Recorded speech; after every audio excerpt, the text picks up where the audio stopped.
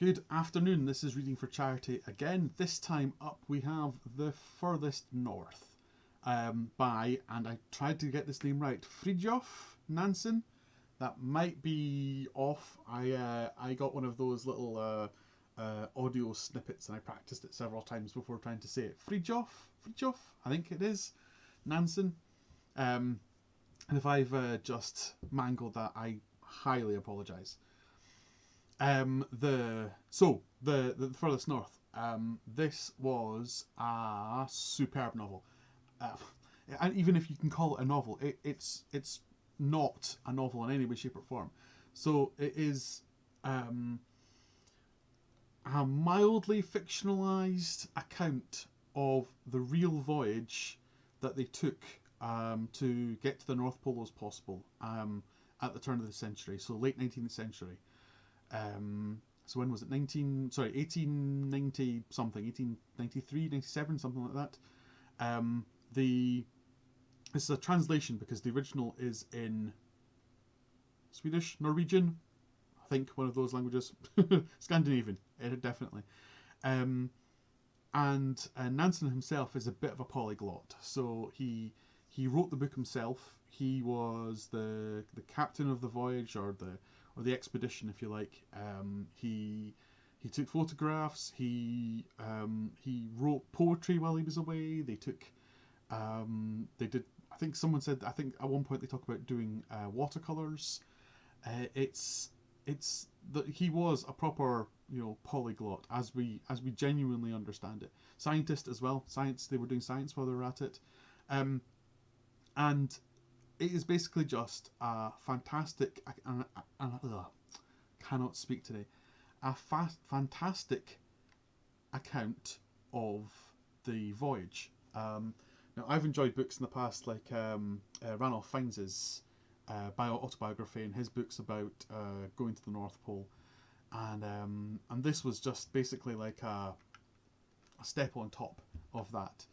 Now, the language itself can be a little bit flowery at times. He has a tendency to overly romanticize some of the elements, and a small tendency to descend almost into poetry when he's actually describing some of it. But it feels like he's writing about what he remembers as he was doing the trip.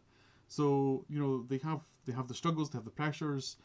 Everyone said they couldn't do it. They have 12 people, all rotating jobs to try and keep things fresh.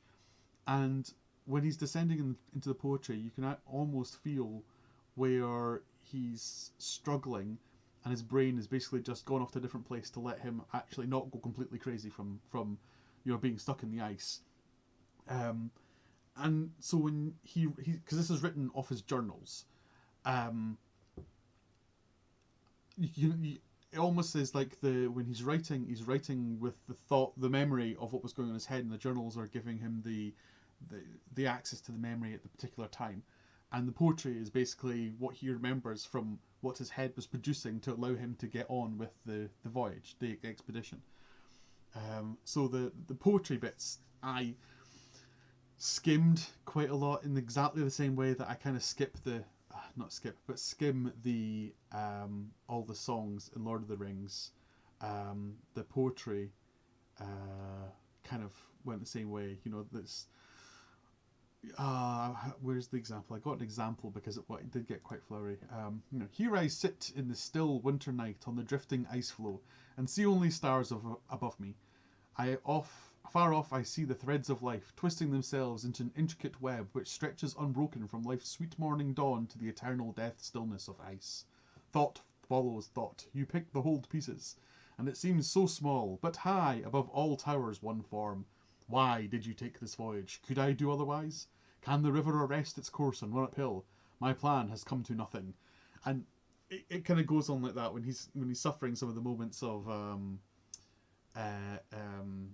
mental ill health, if you like, on the expedition. He kind of descends into that kind of style of language, which is totally fine.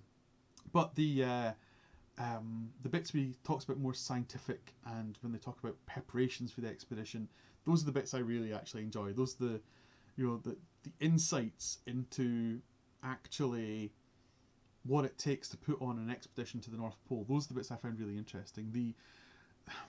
The human struggle stuff. I've read so much human struggle. It's almost like water off a duck's back now. It's like, yeah, it was hard. Yeah. You know, you worked through it. Yeah.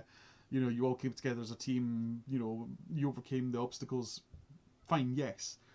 But the other bits, the scientific bits and the planning bits, those are the bits I found really interesting in the book.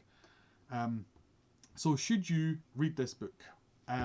If you like your Ray Mears, your Ranulph Fiennes, your anyone who goes abroad and pokes at animals, yeah, absolutely read this. It was hugely enjoyable. Be aware that you're going to be in for some flowery language, but that's pretty much unavoidable. I'm hoping that hasn't just screwed up the... No, I think we're still recording. Be aware that you're going to get some flowery language in there as well, which might be slightly more obtuse to some of the the Ray Mears style books. They tend to be written to a very, very low reading age, and this is not at all. This is a much, much higher reading age. So to be aware of that if you prefer your light and simple stuff. But yeah, really enjoyable, really, really good. I think this is going to be another one of these ones that I think I read again, just because I went over it relatively quickly, and I think there's more in there than I got out of it the first time. So yeah, I'm going to go back and read this one again. Definitely read this book. It was really highly enjoyable. Okay, so next up, I think we're going to do the Keynes Law stuff. I think we're going to do the Keynes series. I think that's Bladed Tie Shall. Yeah, I think we're going to do those ones next. Until then, thank you very much for watching. Thank you very much for listening. Good afternoon.